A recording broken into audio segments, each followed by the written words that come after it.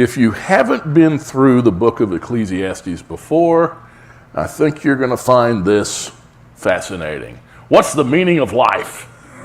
Okay, that's really the question that is answered by Ecclesiastes. What's the meaning of life? You may not like the answer, but it gives it to you. It does. It deals with life's biggest questions. If you think, well, gee, what's my life going to amount to? What is there for me now? Well, Ecclesiastes is going to answer that. It's going to answer that. In Ecclesiastes 1, verse 1, the words of the preacher, the son of David, king in Jerusalem. Well, Ecclesiastes is written by King Solomon. The name Ecclesiastes, you know where that comes from? It actually comes from a Greek word, ecclesia. What does ecclesia mean? Assembly. Ecclesia means assembly. Ecclesiastes means member of the assembly. The term translated as preacher, it's koheleth. Okay, and really, it's a collector of sentences, is what the word means. He identifies himself as king in Jerusalem and son of David. The author is King Solomon. Verse 2, vanity of vanities, says the preacher. Vanity of vanities, all is vanity. Now, that Hebrew word translated as vanities, that's habel, and it just means vapor, breath. Okay, it's all just a breath. It's all vapor. That's what he says here to start off with. Now, in this writing, Solomon discusses the futility of all things. In Psalm 39, verses 5 through 7, we read, behold, you have made my days as handbreadths. What's a handbreadth? I'll show you there. That's the width of your hand. You've made my days as handbreadths, and my lifetime as nothing in your sight. Surely, every man at his best is a mere breath. Selah. Surely every man walks about as a phantom. Surely they make an uproar for nothing. He amasses riches and does not know who will gather them. And now, Adonai, for what do I wait? My hope is in you. Psalm 69 or 62, starting at verse 9. Men of low degree are only vanity, and men of rank are a lie. In the balances they go up, they are together lighter than breath. There's that Hebrew word habel, or vanity, same thing. Do not trust in oppression. Do not vainly hope in robbery. If riches increase, do not set your heart upon them. Once Elohim has spoken, twice I heard this, that power belongs to Elohim, and loving kindness is yours, O Adonai. For you do recompense a man according to his work. Okay, let's go back to Ecclesiastes 1, verse 3. What advantage does man have in all his work which he does under the sun? What advantage is there? That's a good question. That's a real good question. The term advantage, it's often translated, it's yithron, it's translated oftentimes profit. What profit is there for the things man does under the sun? In Proverbs 23, verses 4 and 5, we read, do not weary yourself to gain wealth. Cease from your consideration of it. When you set your eyes on it, it's gone. For wealth certainly makes itself wings like an eagle that flies toward the heavens. You know, it's Elohim that's in control of it all. That's the fact of the matter. In Habakkuk 2, verse 13, is it not indeed from the Yahweh of hosts that peoples toil for fire and nations grow weary for nothing? Let's look at verse 4 of Ecclesiastes 1. A generation goes and a generation comes, but the earth remains forever. Well, generations come and go. You know, how long ago was it you were in high school? Charles, you remember that? No, just the other day, wasn't it? Yeah. Seems like we did in high school, Tom? I looked in the mirror, though. I don't look like that high school kid anymore. Who's that old man? Who's that old guy? Where'd that high school kid go? How long was it? You were there. You know, yeah, you were there with me. That's right. What happened? Oh, yeah. Well, generations come and go in Psalm 89, verses 47 and 48. Remember what my span of life is, for what vanity you have created all the sons of men. What man can live and not see death? Can he deliver his soul from the power of Sheol, which is a grave? Selah. So you get those nice thoughts there. Can he deliver his soul? And the term for soul is nefesh, or nephesh, excuse me. And that just means your life. Can you deliver your life from the power of the grave? You know, my son, who's a doctor, well, there's two of my grandkids right there.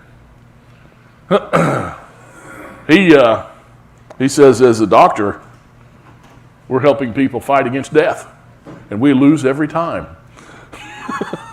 Death always wins. And that word Selah, what's that mean? Think about it. Think about it. Stop. Think about it.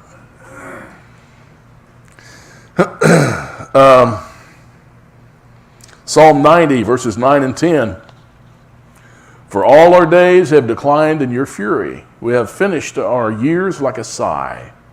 As for the days of our life, they contain 70 years, or if due to strength, 80 years. Well, that sounds young to me now. It used to sound old, but now that's really young. 80? Well, that's not old. Yet their pride is but labor and sorrow, for soon it is gone and we fly away. The earth remains forever. Psalm 104, verse 5, he established the earth upon its foundation so that it will not totter forever and ever. But the generations come, the generations go. Who was your great-grandfather? I don't know. I don't know who mine was. Verse 5 of Ecclesiastes 1, also the sun rises and the sun sets, and hastening to its place, it rises there again. The endless cycles of Elohim's creation illustrate the utter futility of things. It's all futility. Verses 6 and 7. Blowing toward the south and turning toward the north. The wind continues swirling along, and on its circular course the wind returns. All the rivers flow into the sea, yet the sea is not full. To the place where the rivers flow, there they flow again. You know, Scripture gives a beautiful poetic description of the evaporation and condensation cycle, both here and also in Job 36, verses 27 and 28. For he draws up the drops of water. They distill rain from the mist, which the clouds pour down. They drip upon man abundantly. Verse 8 of Ecclesiastes. All things are wearisome. Man is not able to tell it. The eye is not satisfied with seeing, nor is the ear filled with hearing. You know, boy, isn't that the truth? Well, we got HD TV. Well, that's in the back seat now with Blu-ray. Now we have 4K. The eye's never satisfied. And who has the best stereo system that you've heard? Okay. Well, it's not as good as the one they're coming out with tomorrow. Yeah. I don't know what that is, but trust me. Okay. See, man's labors are wearisome, but man cannot tell. In Romans 8, verses 22 and 23, for we know that the whole creation groans and suffers the pains of childbirth together until now. And not only this, but also we ourselves, having the first fruits of the Spirit, even we ourselves groan within ourselves, waiting eagerly for our adoption as sons, the redemption of our body. You know, something happens somewhere between like the late 40s and early 50s. The term groan. I don't say it, I just do it. Get up out of that chair. Do I have to? It's, of course, I could lose some weight too. That may help. I may try that. I'll think about that anyway. Ecclesiastes 1, verses 9 and 10. That which has been is that which will be, and that which has been done is that which will be done. So there is nothing new under the sun.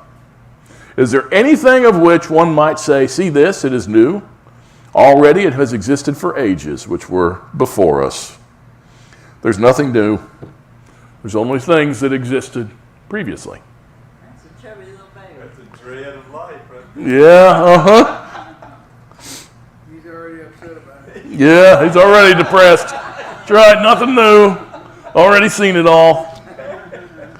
You know, electrical and electronic items, they're just made from materials that already exist.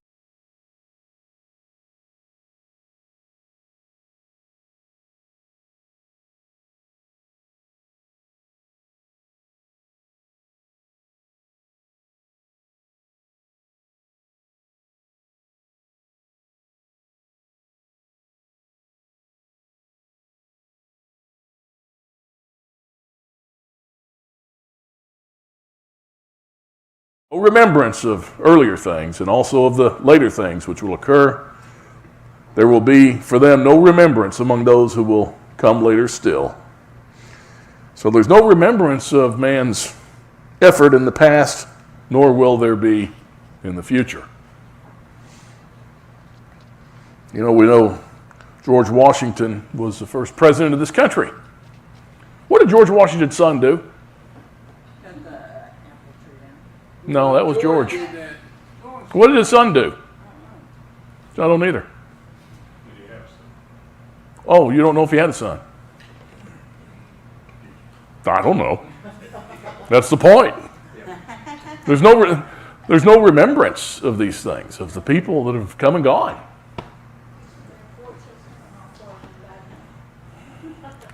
Really? No, I didn't see that.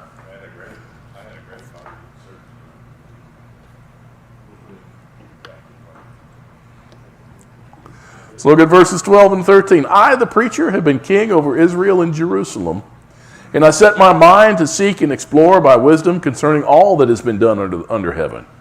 It's a grievous task which Elohim has given to the sons of men to be afflicted with.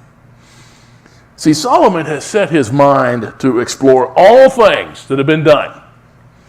He does this with the wisdom given to him by Elohim. In Proverbs 2, which he wrote Proverbs also, verses 2 through 5, we read, make your ear attentive to wisdom, incline your heart to understanding. For if you cry for discernment, lift your voice for understanding. If you seek her as silver and search for her as for hidden treasures, then you will discern the fear of Yahweh and discover the knowledge of Elohim.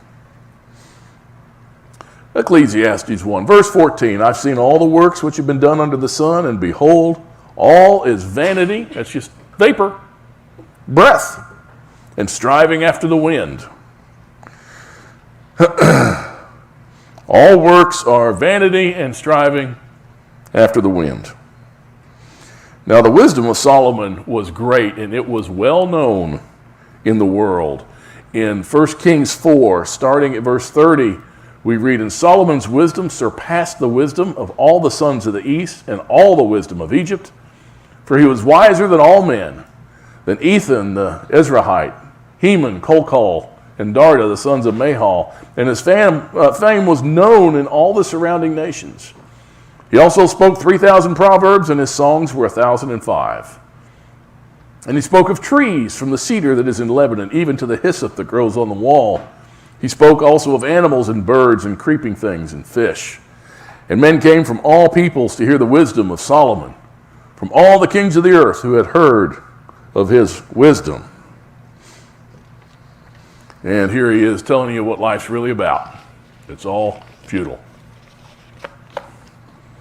It's all chasing after the wind, or in David's case, chasing after his phone. Pushing up daisies. What's that?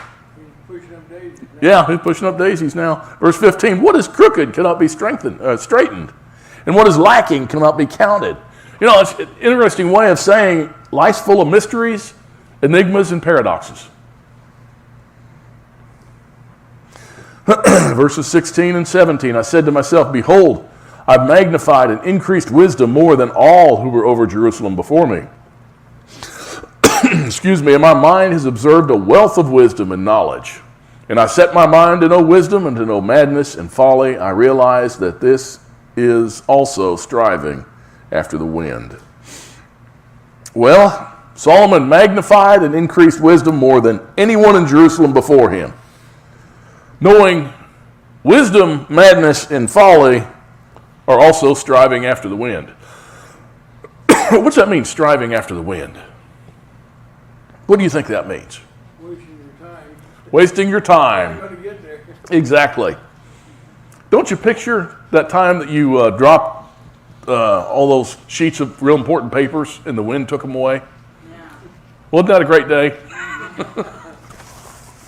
Made you so happy. Verse 18, because in much wisdom there is much grief, and increasing knowledge results in increasing pain. The more knowledge a man acquires, the more he realizes how little he knows. Wisdom and knowledge merely expose the futility of life itself. You know, scientists have been trying to really put their finger on what life really is. That's a tough thing. Have you ever heard of the black box syndrome? So you got a black box sitting there, and you want to know what's in it. So you open it up, and what's in there is another black box. Okay? Well, I wonder what's in that black box. You open it up, guess what? There's another black box. Okay? And in trying to figure out what life is, science has gone into infinitum into black boxes. Okay? They don't really know that much more than when they started. They've gotten a little deeper into it, but the deeper they got into it, they realized that it's far deeper than they imagined. They don't know that much about it. What is life? The only explanation I can give for what is life, it's a breath of Elohim. Okay, that's a gift from him. It's his breath. Just like he breathed life into Adam. Ruach is the Hebrew word. And it's translated as spirit usually. Forget the ghosts. Okay, once again, forget the ghosts. Think life, breath. Breath, life. When you see the word spirit, think those things. Let's go to chapter 2. I said to myself, come now, I'll test you with pleasure. So enjoy yourself. And behold, it too was futility. He tried all the pleasures in life, and he said it's futile. Verse 2. I said of laughter, it's madness, and of pleasure, what does it accomplish?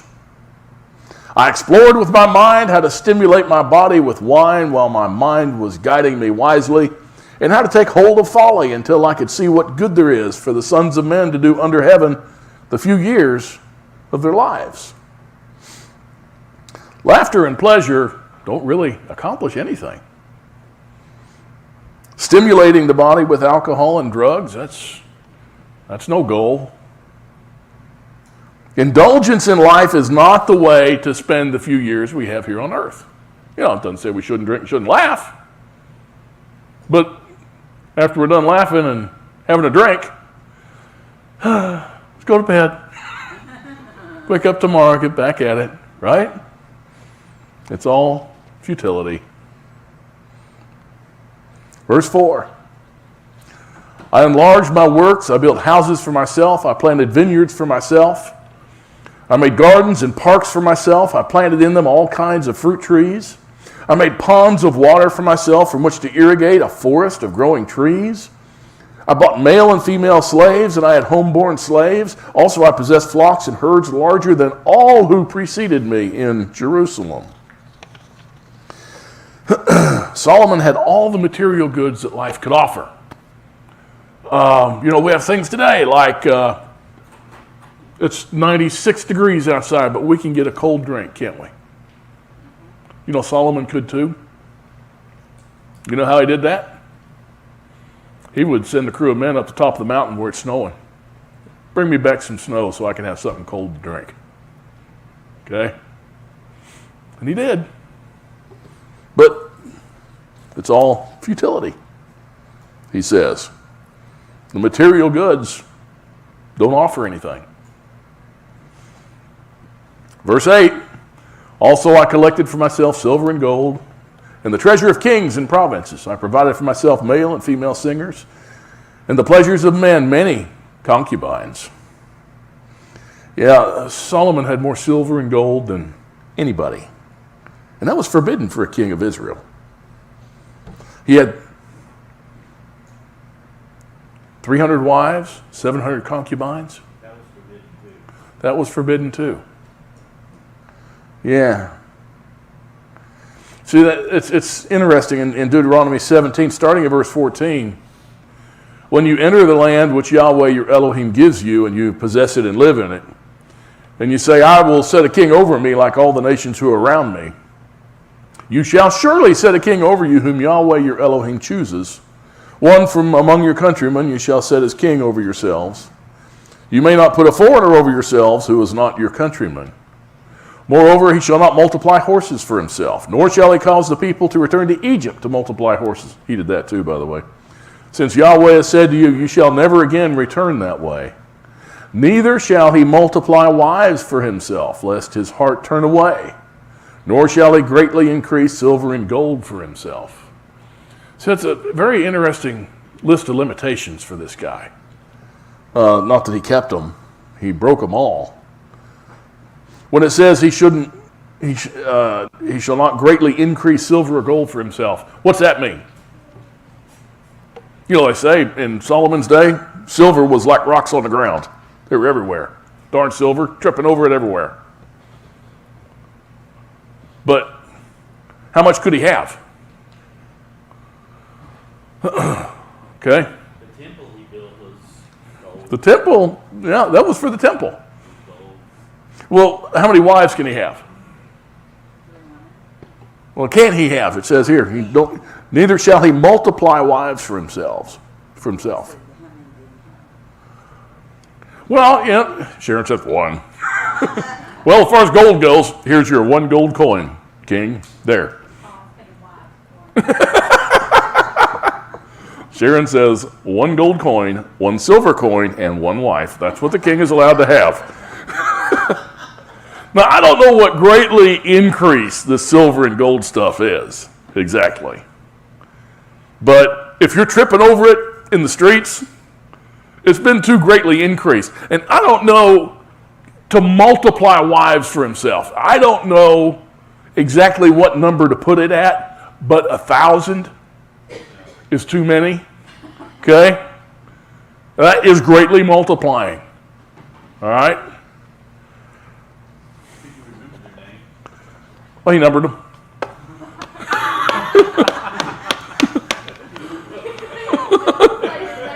Yep. And he even, yeah. He even, started numbering them in Spanish. Un, dos, trois, cuatro.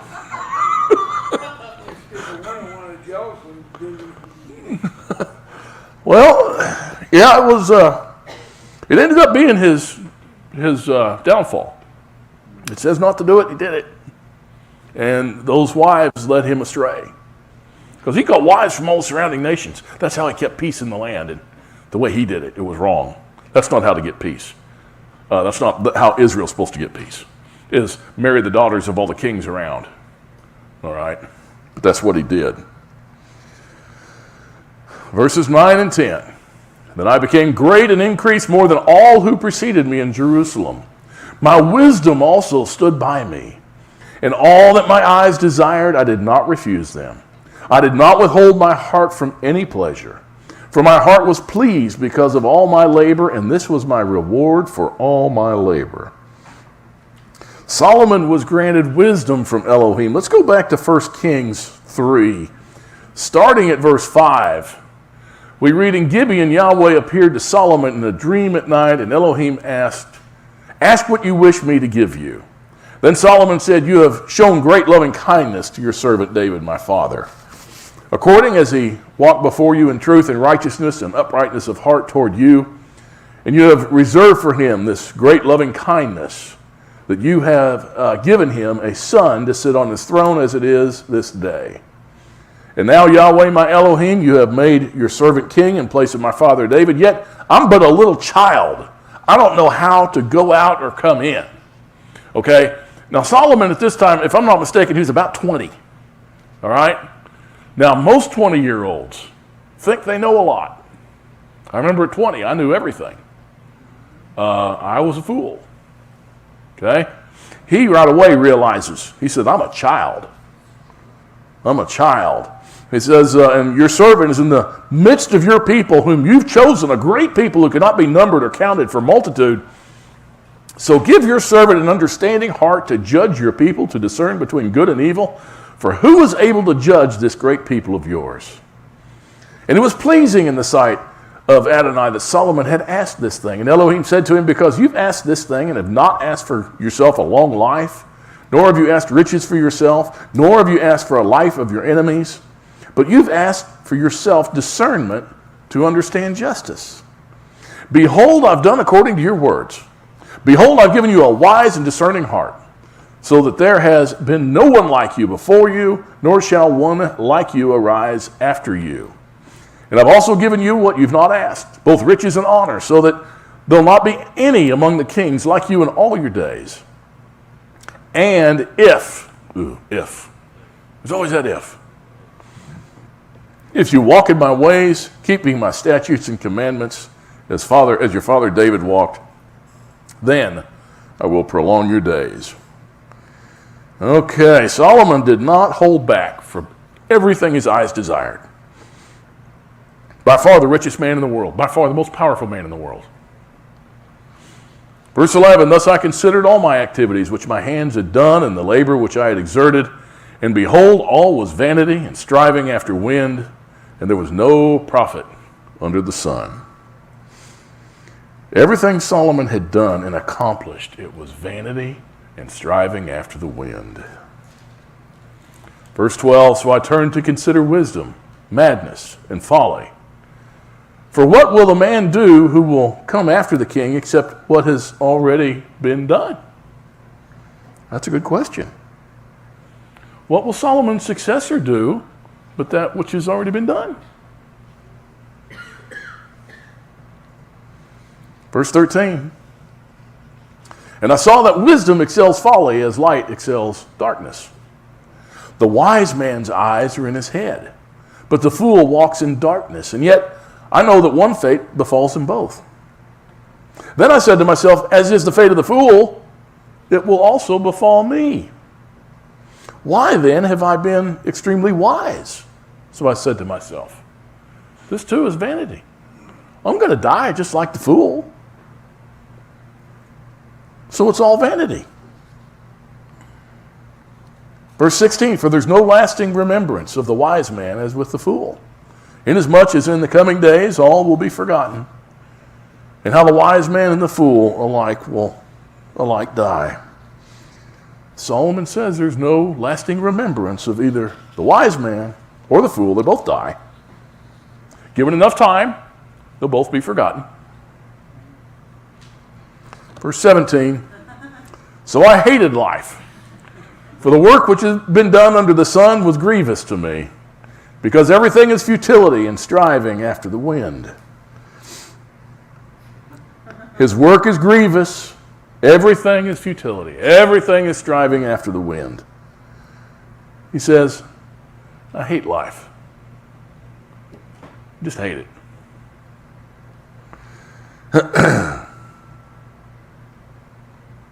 Verse 18.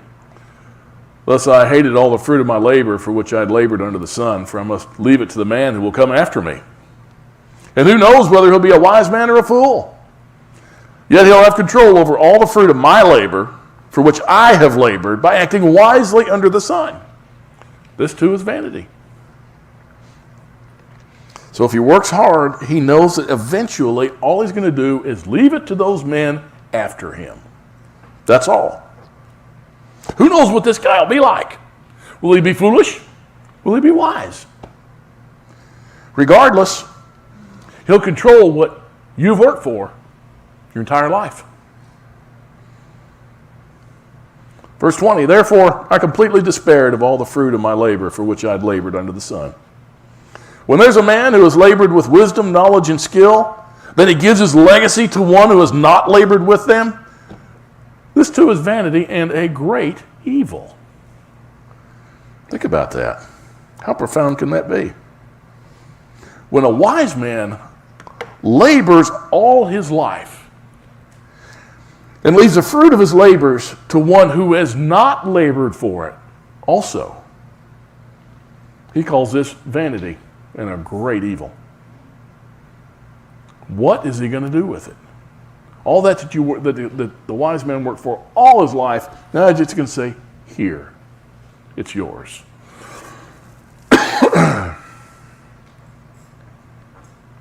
Verse 22. For what does a man get in all his labor and in his striving with which he labors under the sun? Because all his days his task is painful and grievous. Even at night his mind does not rest.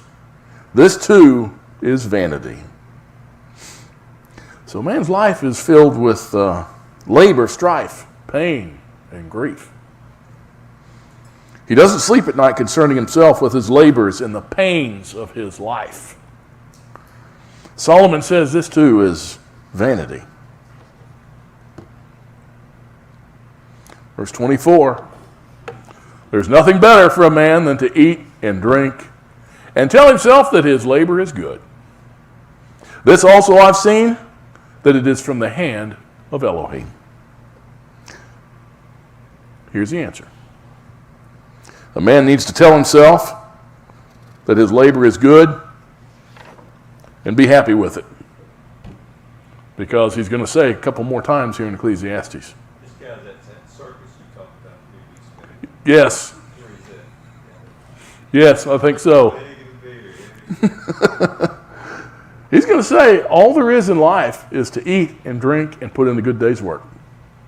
Okay? That's it. That's it. And he says that is from the hand of Elohim.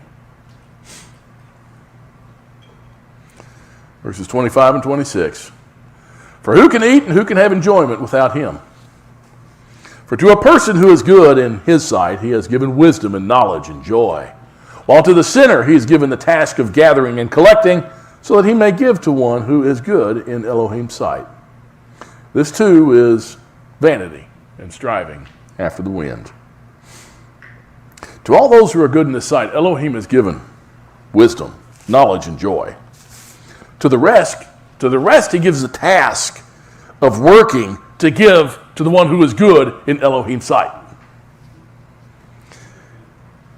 In Job 27, verses 16 and 17, though he piles up silver like dust and prepares garments as plentiful as the clay, he may prepare it, but the just will wear it, and the innocent will divide the silver.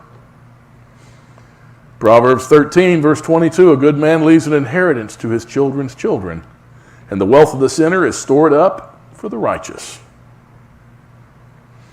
Proverbs 28, verse 8, he who increases his wealth by interest and usury gathers it for him who is gracious to the poor. That's how it's eventually going to work out.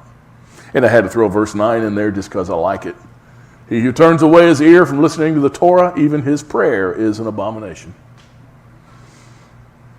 This will all eventually be the case for his people.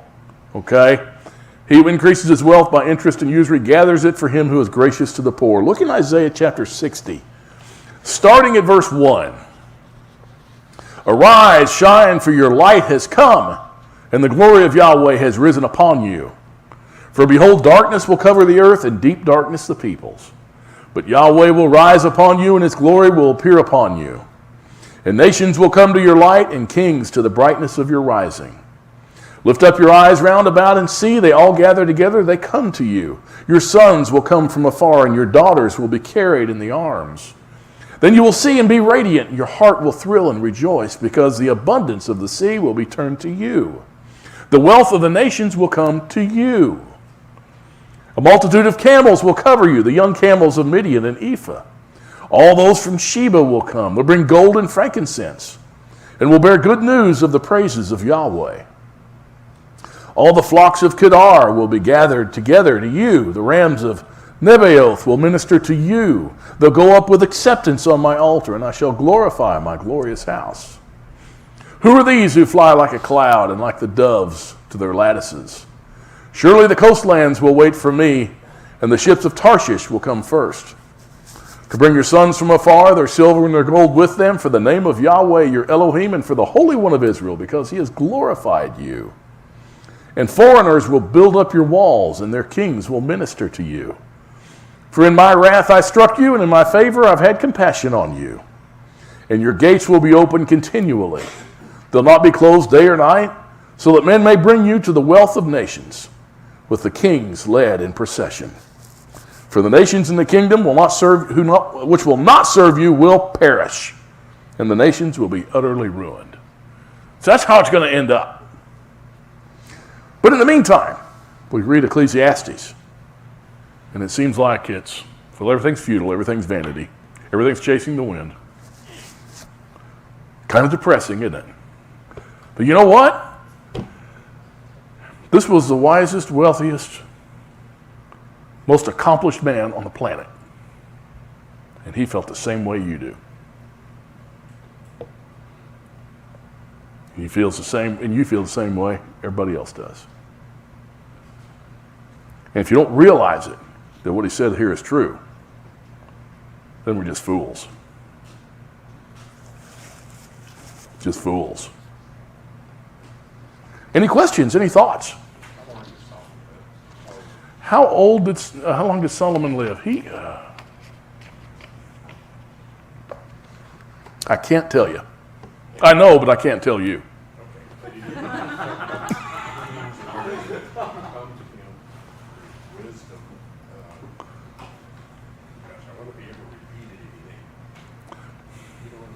Yeah. This is vanity, but the next group deals with something, right? Because he had all this wisdom, all this knowledge. Yeah, he did.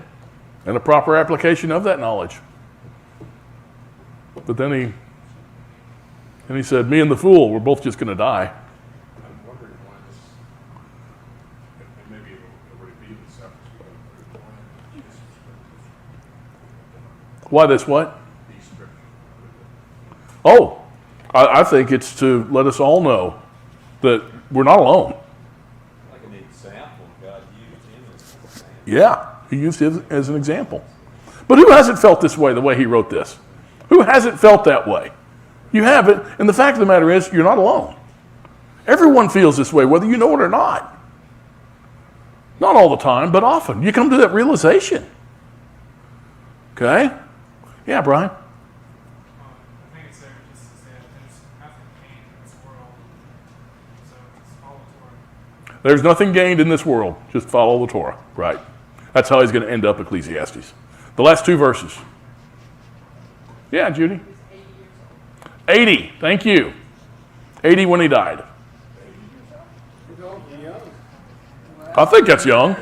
Back then. 300 wives and 700. Yeah, that's right. He probably lived longer than he wanted to. 1,000 wives. 70 or if maybe 80, and he was the other, 80. Yeah. Uh-huh.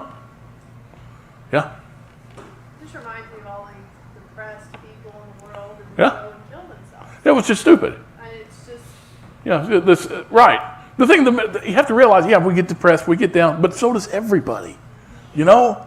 Everybody does. Yeah, Pauline. You know, I've heard of people being buried in their cars and stuff like that, but they ain't never heard of no funeral with no U-Haul behind it. You know? That's right. That's exactly right. All this stuff you gather up, it's going to go to the next person. Yep. You think it's going to it's probably going to go to that nephew that you never liked. The one that always smarted off, made sounds when you tried to get up out of your chair. That's the one it's going to go to.